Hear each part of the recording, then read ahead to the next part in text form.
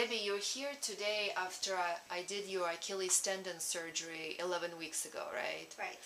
And you came to me recommended by a good friend of mine. She's practicing in Sebring.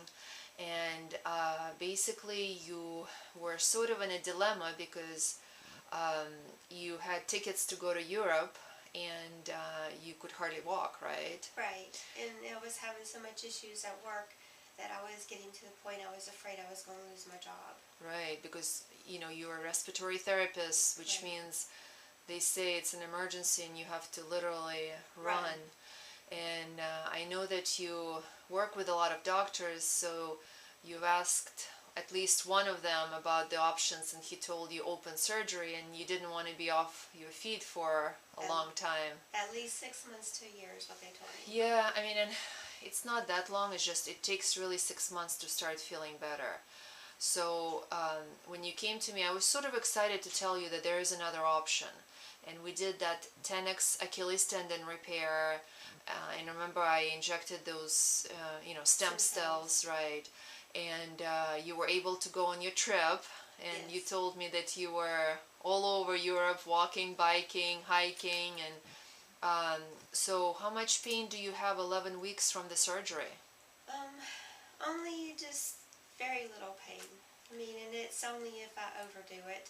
It's not like if I do normal stuff that I've got a problem. It's whenever I've been on my feet for a while and pushing myself.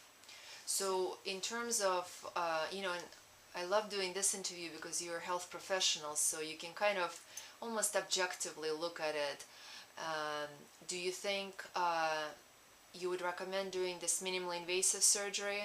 I think this is a better option. I mean, I looked at all the options, and I actually seen 3 doctors.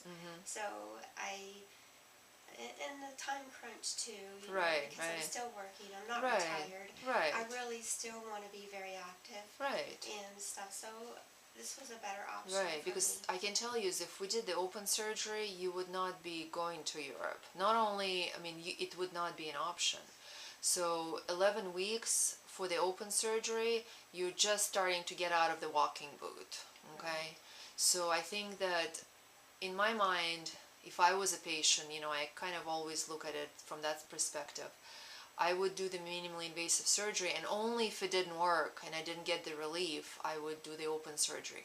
Just like knee replacement versus knee arthroscopy, right? You always want to try something minimally invasive first instead of jumping into, plan C right away. Right. And I hate surgery, so this was a better option for me. Right. So you did very well. Thank you so much for sharing your information. Thank you.